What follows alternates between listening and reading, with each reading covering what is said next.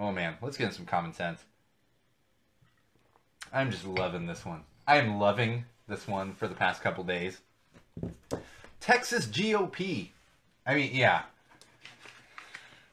I try not to talk about Texas, but you already know I started with Texas GOP. Like that's worse than California GOP. Like it's like the ultimate. You know? Like if we had the 5 families, like that would be them. That would be Michael Corleone is overseeing that one. Deep cut. Can you tell I've been watching Sopranos lately? No, it's not good enough. Anyway, Texas GOP has been tweeting recently. Yeah, they're keeping up with the times. All these progressive candidates are tweeting and posting social stuff. Why can't the Texas GOP? I'll tell you why you can't. Because you done messed up. So they've been trying to tweet disparaging things about the fantastic Beto O'Rourke. Robert Beto O'Rourke. I just made it sound like he has 3 names. I'm just using his multiple names. His name is Robert. He was known as Roberto when he was a kid, and that turned into Beto because he lived in El Paso. Did I just write a children's book? I don't know. Maybe. Bridget will let me know later if that was terrible or we just wrote a children's book. Anyway, they've been trying to slander Beto. Didn't really work out well for him. In fact, they brought up some points that Beto supports, and they thought people would be against those points, and of course people jumped on it and said, this is fantastic. I'm going to vote for Beto. And in fact, even with those first couple posts, people were posting screenshots from when they were making donations to Beto O'Rourke's campaign. And this one I love just even more.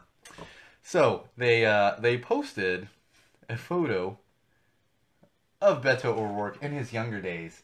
And one of the things that first turned me on to Beto O'Rourke was not just his name, but the fact that he was in a punk band in his youth.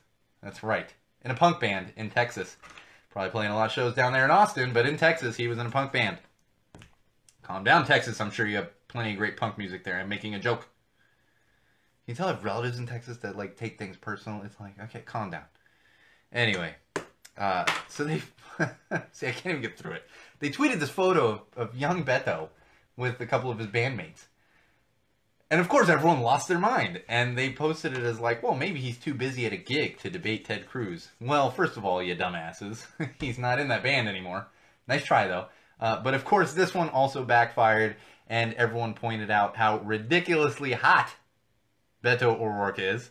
And I'll be honest, he is a very attractive human being. If I was going to make out with a man, he would probably be right up there in line. Of course, he's behind my man Ryan Reynolds. Like if I got it, Reynolds here, you know, Beto can be a little bit below that. I love you, Beto, but yeah, I've had a big man crush on Ryan Reynolds since Two Guys, a Girl, and a Pizza Place. Not even Two Guys and a Girl. Two Guys, a Girl, and a Pizza Place.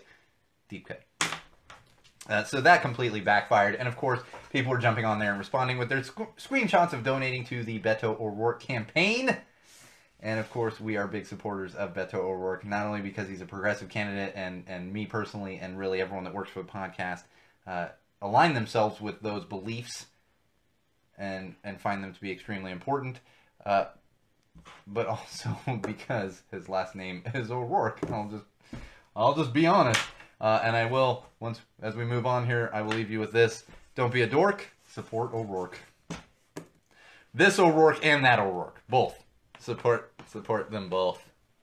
I need to continue. Need to keep this studio running.